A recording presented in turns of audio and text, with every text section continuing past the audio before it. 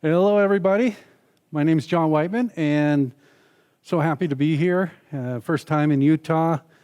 Spent some time in Moab this weekend. That's just talk about entropy and rocks. I've never seen anything like that in my life. So today, the opinions expressed, I have to say this, are solely my own and do not express the views or opinions of my employer or myself, for that matter. Doesn't really matter. So. A little bit about me. My experience literally does span 2 centuries, and 15 years of which were related in security. I'm a security researcher at Intel Corporation. This is in the Portland, Oregon area. I think some of you have heard of that place. Also, I do some adjunct work, cybersecurity instructor for University of Portland. And last year, I taught the cybersecurity boot camp at UC Berkeley Extension, and also did some technical editing for Wiley. And you can hear me, in addition to some other folks, on the OWASP PDX chapter security podcast. We had one of my favorite guests. I shouldn't say favorite because they're all my favorite on the record. But Bruce Schneier, one of the crypto. And you know where I'm thinking of. And then also I grow wasabi and a kombucha maker. So if you're interested in that, and feel free to reach out if you want to talk. So why am I here? Talk about some best practices in crypto, but we're not going to be doing any deep dives in cryptography. This is more of a general session. And sorry, no Bitcoin or Ethereum. So I see everybody walking out now. If any consolation, I have to type cryptography, the whole word, out on Google to get real cryptography. So just saying. And what is the golden rule? So this slide should go with any crypto talk. Don't roll your own crypto. And what we're saying here is that there's already ciphers out there. There's already primitives that have been approved. You can implement them, but don't come up with your own. And you're going to see some examples of the other way, too, why that's dangerous, even if you use a cipher, but they're not really well done. So let's start with a very simple threat model. On the right-hand side, we have this application. It's a web API. You got a web server. I've got all the major brands on there: Nginx, Apache, Node.js. One time I just said Nginx, and some Node.js gang keyed my car. I don't know. So I'm just going to put all of that up there. I've got storage down here on my floppy disk. This place was so poor that they had to go to Goodwill to get floppy disks for storage. We got a database as well.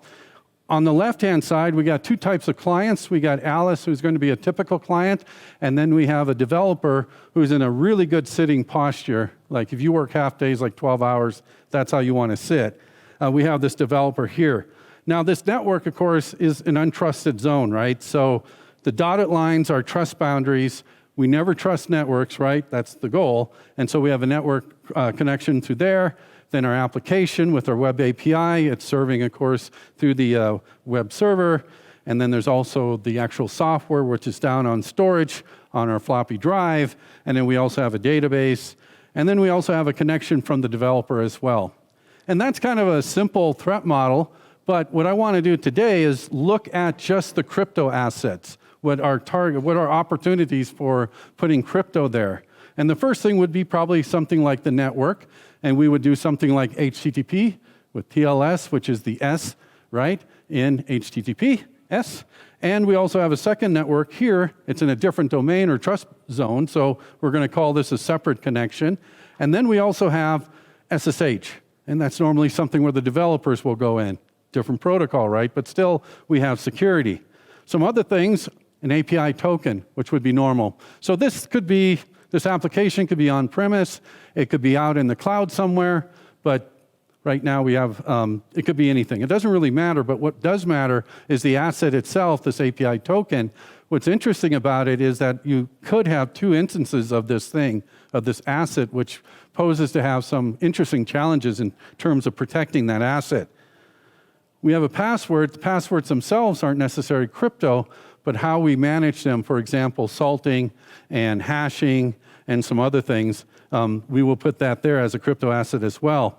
Then we have encryption for data at rest for the database, and we have encryption for the storage as well, and so I'm keeping them separate for now. So these new assets that I defined, and by the way, you'll see throughout this, if I give examples, I usually have like prime numbers. We have 7 assets right now. But new crypto assets means new attack surfaces. We actually are creating new problems for us in a way to keep things secure. Now, the threat model that I show here, where I work at, we deal with tons of projects, and we look at all of these different projects coming in, and we do threat modeling. And normally I'll get something like this, but the threat modeling stops there. They say, well, this is a good job. You have HTTPS, you got your, you're encrypting your data, everything's good, high five, everybody goes home. But for crypto, we really haven't started yet, and that's why I'm here today, is we need to deep dive. So Adi Shamir, he's the S in RSA. I would always say that if they were kind of like the Beatles in crypto, except missing the drummer or Pete Best.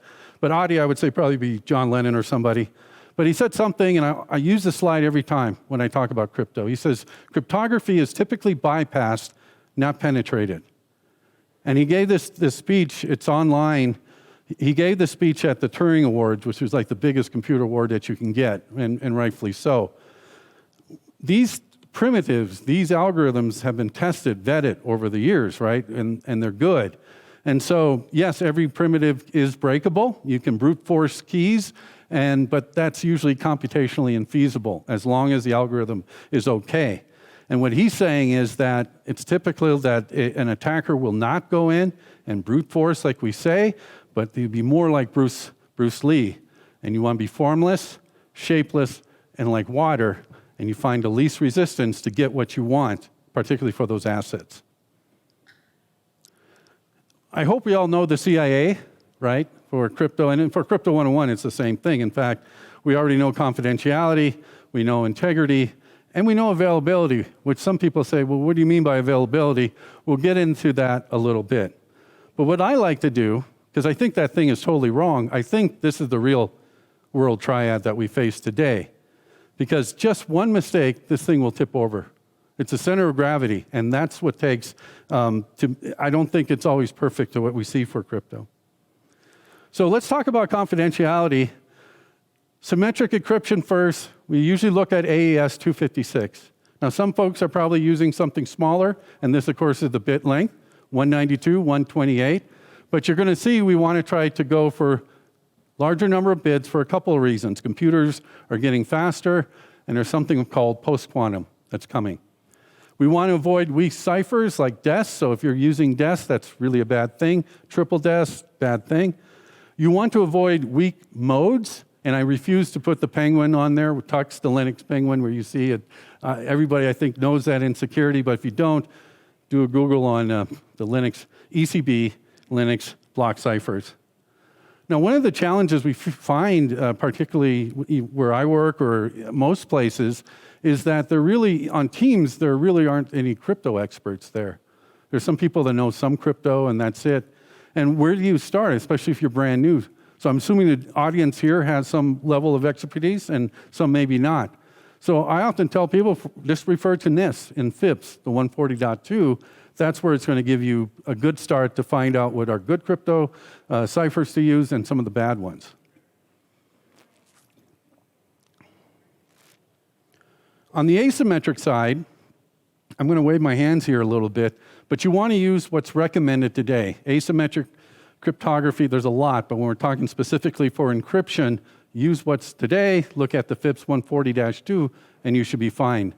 What you want to do is think post-quantum crypto from here, especially coming in the future. So today, post-quantum crypto is a reality, but not enough qubits, meaning the strength is not there. And some may predict, I've seen all the way from 2 years up to 10 years, but there is going to be an effect, and asymmetric encryption, cryptography in general, will be probably the first to go down. And within that, the experts say, is that ECC, elliptic curve, which was great, right, when we had small devices, low power, quick, will be probably the first to go. RSA is probably a better choice if you just want to stretch time out. The other thing that you want to do is more bits are better. So if you're doing 2K RSA, you may want to go 3K and on up. That's a stopgap measure. It's not going to prevent everything eventually from falling in, but it will give you time. There isn't this cutoff date and then it's the end of the world. maybe.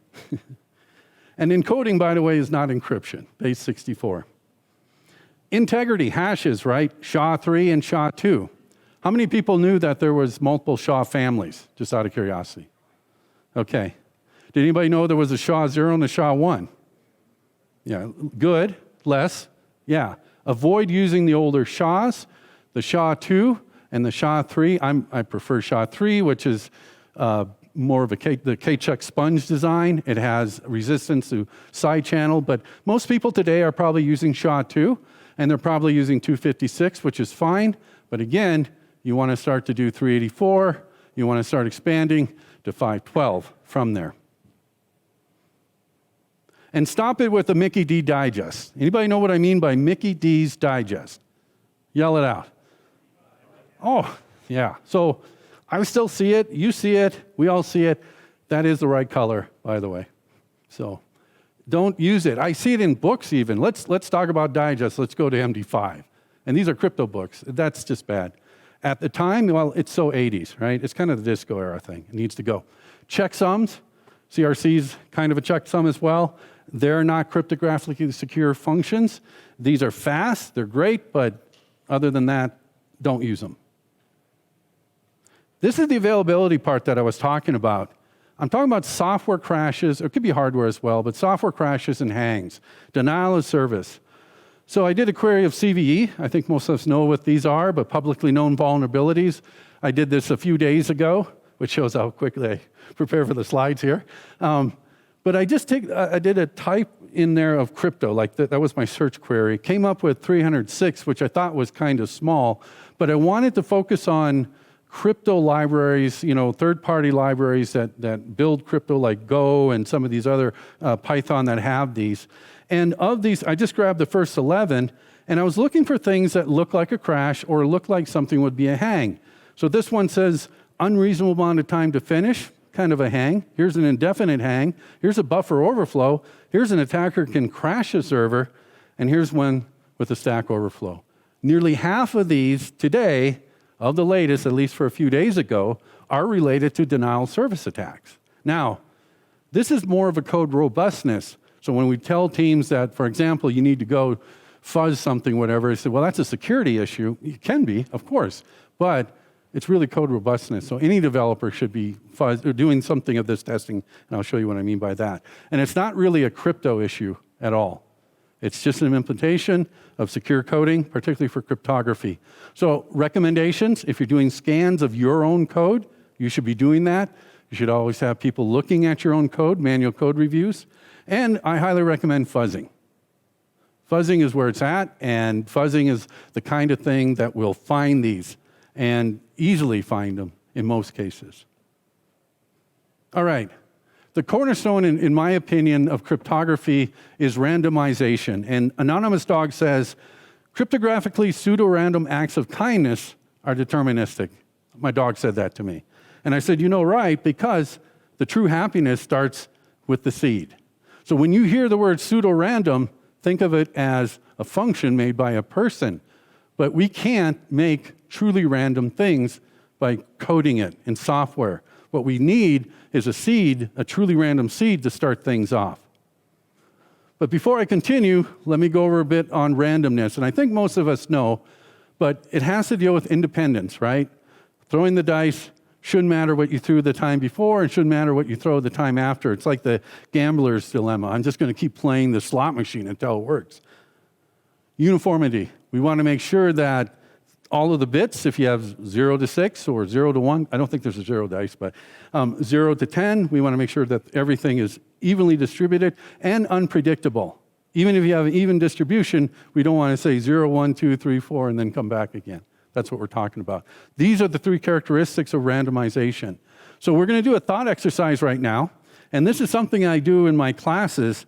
What I do is I ask them which bit string is random.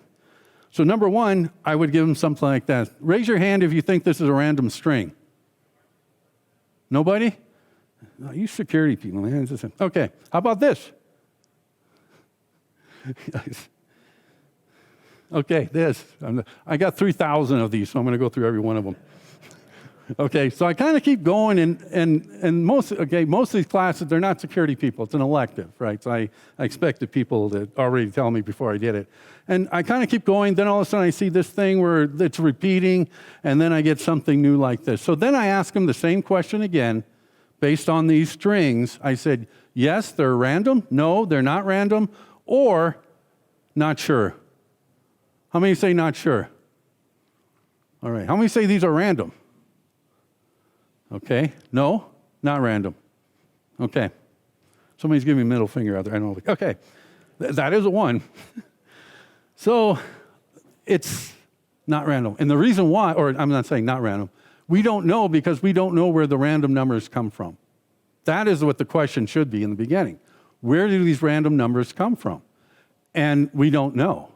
So a cryptographically secure pseudorandom number generator is a great name for your first kid. And what I want to talk about is, what is that? It should have entropy. Now, I'm talking about like on our computer system, it should be like the keyboard, the mouse movement, maybe disk. These are all device things, right? There's even special purpose hardware that will look at thermals and temperatures and all of this thing and entropy. But these are things that we create from software.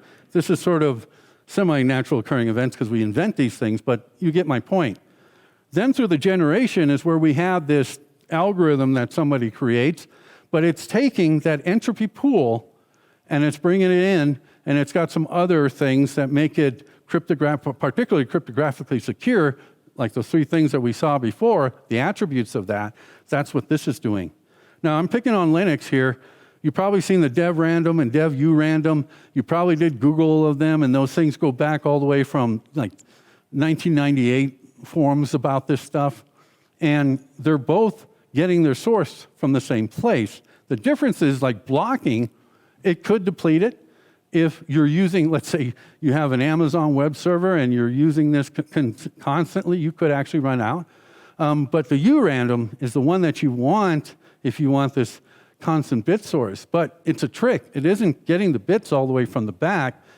It's actually using a stream cipher called Cha-Cha on most distros. And Cha-Cha is a stream cipher, and it does this magic where it just takes a nice seed and keeps putting the bits out. It's the same with the SHA does with the K-Chuck here. Now, I know somebody over there is complaining because they see this dancing couple over here. And I know, you're right. It's not Cha-Cha. It is Salsa. And the reason why I put that is Salsa 20 was the original one. Same writer, about a year before. Good catch. All right, next one. This is the pathetically stupid random number generator. And it's seen it a lot. So the entropy is this. There is no entropy. That's the end. If there's no entropy, all bets are off. But what happens is, we'll get somebody that's using like SRAN. How many use SRAN before? And say your confession. Okay, so SRAN is a seed. And if you don't, in C and in Linux, like a C program, you don't give it any arguments, it's going to give you epoch seconds. That's the number of seconds since January 1st, 1970. That's your entropy right there. And linearness is not incremental, right? And then RAN will take that and it'll give you, again, a pseudorandom number generator, but you're already starting on a false foundation. So some developers will say, well, I'm just going to take my PID, my process ID, and I'm just going to concatenate that. And what I get is this really big number. So I'll take, again, this is about a week ago, epoch seconds. And then I looked at what's the maximum number of process IDs I can have on my Kali Linux 64-bit. And it's something like 4.1 million, 4.2. That's a lot, right? And if I take this total, just create a big concatenated string and then turn it into a long or whatever, I get like 1.66 to the 10 to the 16th. That's pretty good. It's something you're not going to guess by yourself. But remember I talked about DES before AES, right? And why we don't use DES before. So DES, its key strength, it's about 2 to 56. The effective key strength is, which is about 7.2 to 10 to 16th. In 1998, it was cracked, I think for a few days, but in 1999, it was broken within 22 hours. So DES itself, back 100 years ago, previous century, 7 to 10th was already broke within a day. So this is the problem with this. First of all, the key space is too small, not enough bits, and there's no entropy. The reason why I bring this up and some of you probably already knew this, is that when you borrow or you integrate, say, a Python module that has cryptography, a .NET module, or something like in Go, make sure you look under the covers to see where the randomness is coming from. Find out if they're doing something nonsense like that, or they're not returning the number 4. I think somebody knows that joke already. But you want to make sure that the randomness is indeed random where it's coming from, because the rest of your crypto is useless if it's not happening. All right, a little bit about key management. Charles Dickens, of all people, said a very little key will open a very heavy door, and so even Chuck knew that small bit keys can have disastrous consequences from there. Most of us probably already know that not one key fits all, so don't use the same key for multiple assets like your encryption 1, encryption 2, and whatever else that you have here. And my analogy is a house, and then you have a skeleton key with your Tesla, which I think we can make money off of this. I think that's kind of cool, or something else. And it's obvious, if this key is defeated or leaked or whatever, everything is released and or discovered, if you will, so it defeats the defense in depth thing. The thing I want to tell more about is don't use the same key for different cryptographic schemes. That's a little bit different. So if you have a symmetric key and you say, okay, I'm also going to use the same key for HMACing or something like that, that's a very, very bad thing to do. And what will happen over time, if you're using this key, especially in these different schemes, is that the key will weaken, and there's various crypto attacks that could take place, and I've seen teams do this. One alternative, for whatever reason, if you're just stuck with a single key, is look into what they call key derivation functions. And there's different key derivation functions for different purposes. Again, go back to look at NIST or FIPS to find out the one that best describes for you. But all of these should have their own key, and that's the takeaway from here. Never use your password as a key. Hopefully nobody's doing that. I won't go over the math, but at the end of the day, if you're doing something like 8 characters and you got 94 printable characters, you just end up with something that's even less than what the desk key was, and that's not a good idea. But NIST, you said, hey, NIST told us about 3 years ago, 4 years ago, that complexity is dead. That if we continue to expand on our keys, we're going to, long passphrases is okay. But remember, it's not just about size, but it's about having proper randomization in there. And so I kind of went off on a tangent and said to myself, can a human being be a truly random number generator? And if you go out, you go down to this, some people say yes, some say no. This is an actual age-old question. So could you actually sit there and do like 256 bits of zeros and ones? Anybody? Can you be a truly random? Who says you can be? Who says you can't? All right. So I tried it. I said, well, I don't know. It seems like it's out. So I sat in a dark room, and I kept thinking of truly random numbers, and I kept trying, and this is what was coming out of my head, and eventually I just flatlined. So for me, this could be truly random, but probably not. And would you want to actually think about that, like 256 bits? Stow keys where the sun don't shine, that's another piece. Hardware is what we recommend, so an HSM module. TPMs as well, Windows 8 or Windows 11 requires now that TPM is enabled at least, but it's been there for quite a while. Or maybe something like a manageability engine as well. The other piece that people kind of forget about is transmission of keys, receiving keys. So if you're doing something like Docker or Kubernetes, you might want to look into doing like secrets, which are awesome, because you don't have to embed the keys into your program, and if they're able to get the secrets, they're already on the system itself. And key encryption key, so you're encrypting that secret key, which means you have another key, right? So you might have to use something like HSMs or whatever to do that. Also rotate your keys like you rotate your tires, and do you rotate your tires, do you rotate your keys? When I'm talking about rotating keys here, changing them, not like changing your MAC key with your symmetric key or something like that. I'm just saying actually refreshing your keys. You got to do both. But here's where people kind of get it wrong. If I generated a key a year ago, but I never used that key, and I know that key for whatever reason is safe, you don't need to generate another key. It's the use of the key, the number of bits that go across that key, which matters. So if you're generating a lot of data, a lot of information, that rotation cycle might be less than, say, a normal website that you have for every year. Now, I often say that, no means less rotation, you might not be 100% certain that that key was not compromised anyway, and even if you don't use it, it might be a good idea to rotate it just for that reason only. And a little bit about code signing. Never cross code signing key streams. So code signing is good.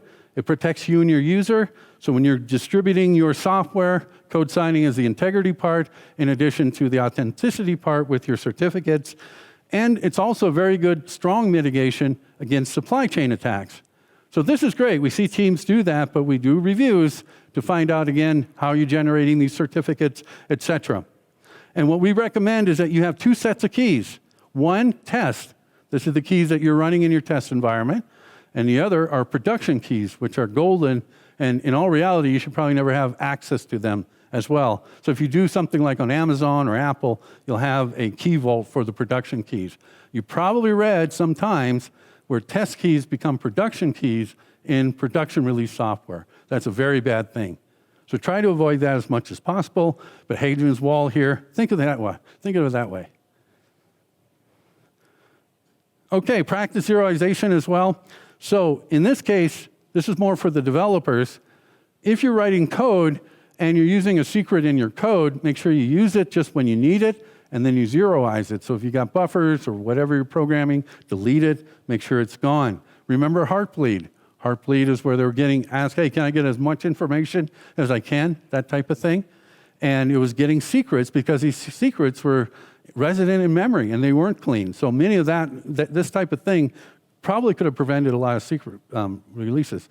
Also for disk hygiene storage, zeroize that is no longer needed as we would expect on the disk. But when we do red teaming, where I work, the first place I go is I look at your uninstall, install scripts, particularly uninstall scripts, because a lot of times you didn't clean it up enough. And if this is a multi-tenant system, that could be a problem. So remember all of the other things in your universe, in your product for that. And this really quick, and I'm sorry it's a code example, but I wanted to make a really good point. This program here, all it's doing, this little function, it's getting a secret key, it's decrypting some stuff, and then you see at the bottom here, this zeroized key, right? If you're optimized, we're talking C, C++ here, your favorite languages, Fortran, I hear somebody over there, the optimizer might actually take that away, that zeroized key. It might say, hey, that key's not being used anymore. I'm your friend. I'm not going to do that for you. So be very careful of that, particularly for optimizations. How many people here have put secrets in their code? And what Git repo was that? I just want to know. So, yeah, I mean, we're talking API tokens, passwords. Again, not necessarily crypto, but it all kind of comes together, right? Last year from GitGuardian, I think some of you have seen this, 6 million secrets in GitHub. Double from the year before. Place bets on 2023, 2022, yeah? No, there's no excuse. I think war crimes, I think that's what I'm thinking here. You should never do that. And there's a lot of good stuff out there. If it happens to you, just change that secret right away. Then they can't use it anymore, and then go and try to fix the code for that. All right. Last thing I'm going to talk about, and this is going to be probably about 30 seconds here. TLS. Everybody knows a Rube Goldberg machine. This is TLS.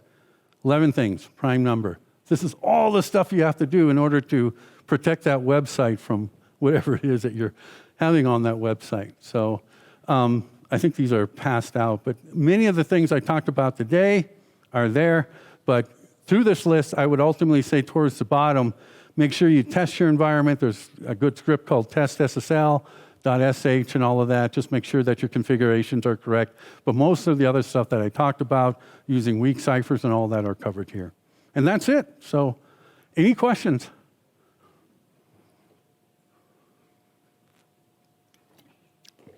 All right, that's good. Thanks, guys.